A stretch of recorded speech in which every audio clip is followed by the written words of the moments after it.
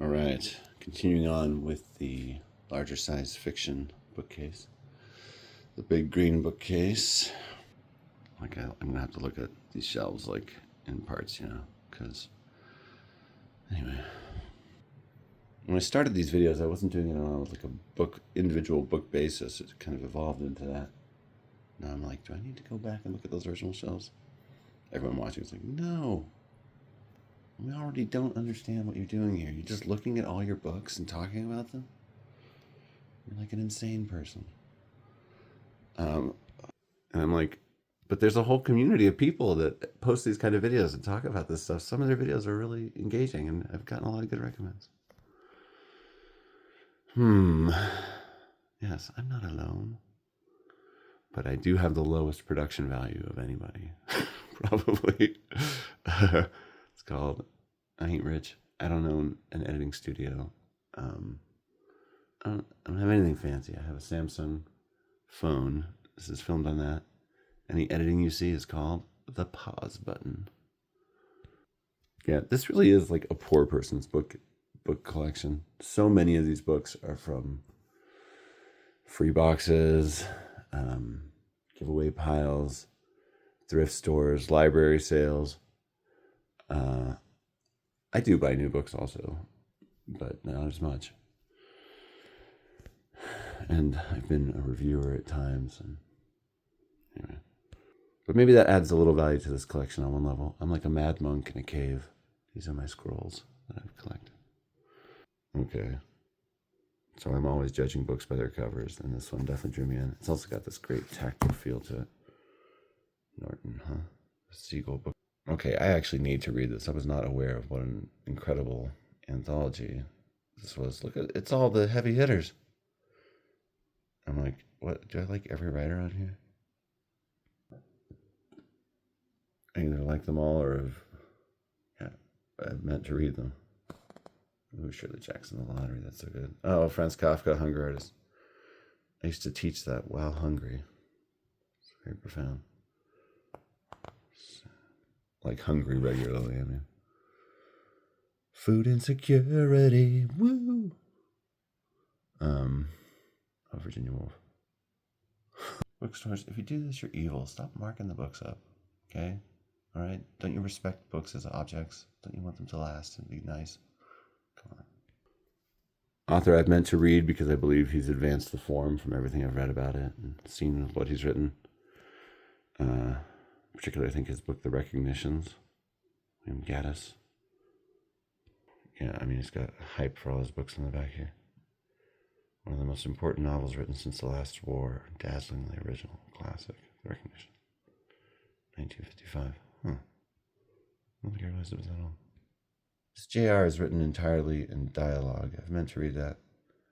I've always been intrigued by that sort of a thing because when my dad was in college before I was born, he wrote a story all in dialogue, and he always remembered it and would like bring it up. Like, I wrote such a clever story. It was great. And I always thought his was about people that were stuck in a hole or something like that. And they were trying to get out of the hole. And, I mean, classic American theme.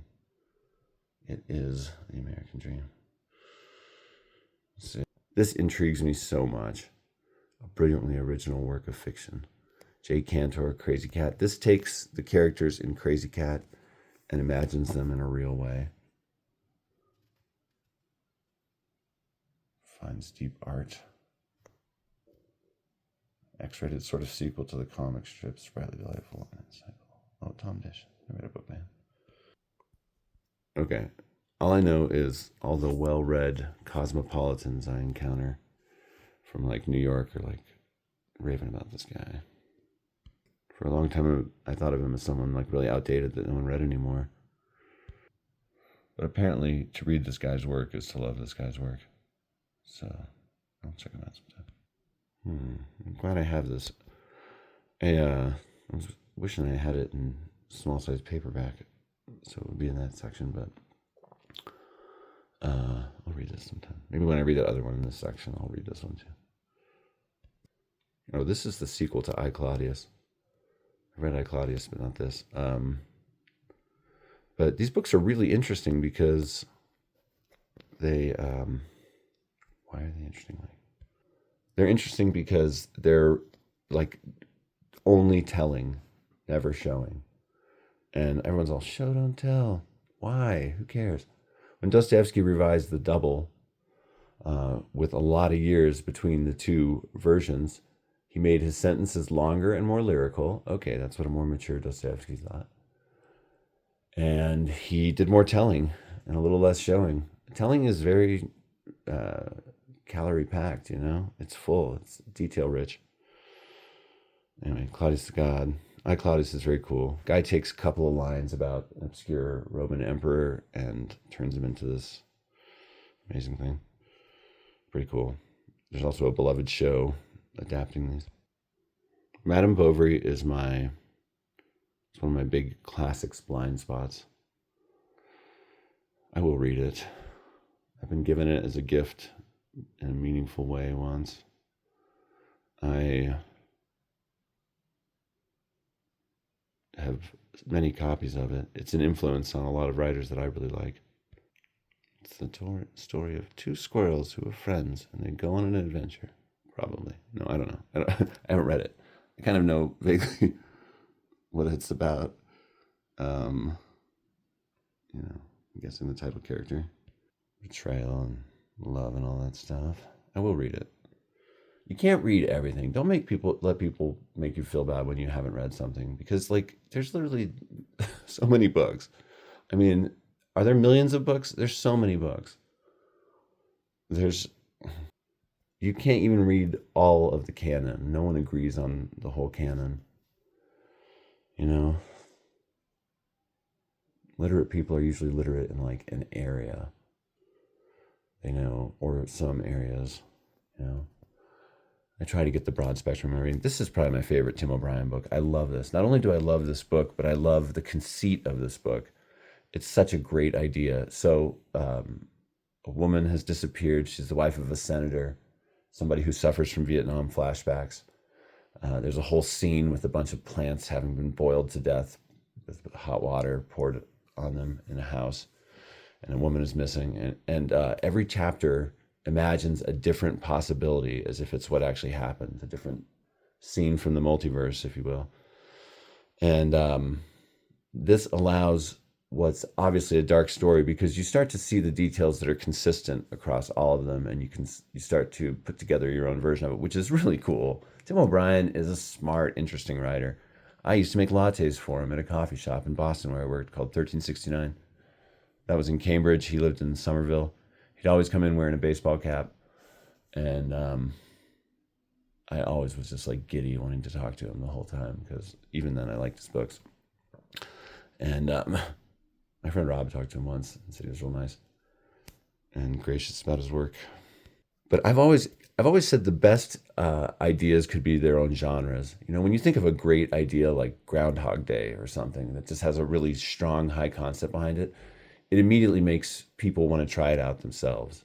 All the best ideas become genres, And this book really makes me want to try my hand at that. I've always thought it'd be cool to do that with the legend of Everett Ruis, this artist explorer who disappeared in the Southwest in 1934 and who I feel very connected to. What happened? Each chapter, a different version. But doing this, this book kind of has a happy ending, because he can end on possibility, and it's spoiler alert, but it's also a bittersweet happy ending, because the reality beneath all this of what's truest is. Anyway, it's just fascinating to read. After I read Death Comes for the Archbishop, I just started acquiring Willa Cather. I think even before, because my friend Chris, who runs the Liminal Spaces sci-fi channel, he was always talking up Willa Cather, and anything I ever read from her, I was like, oh yeah, this is great. The time will come when she'll be ranked above Hemingway. She's ranked above Hemingway in my heart. And I'm reading a Hemingway book right now. And Hemingway's good. But, and he was important for literature. And I'll go off about Hemingway sometime. I have lots of thoughts. And in general, I want this channel to be a positive one, though. I'm not going to always censor myself. But I don't keep books I don't like or find some merit in generally, And I also, think taste is very subjective. Quality might be an illusion. I don't know. Sometimes it seems like it's something real within subjectivity, but I got this because Annie Dillard recommended it somewhere, or she quoted from it. Annie Dillard is a really interesting reader in addition to being a great writer. She brings up books all the time that I'm like, I gotta read that.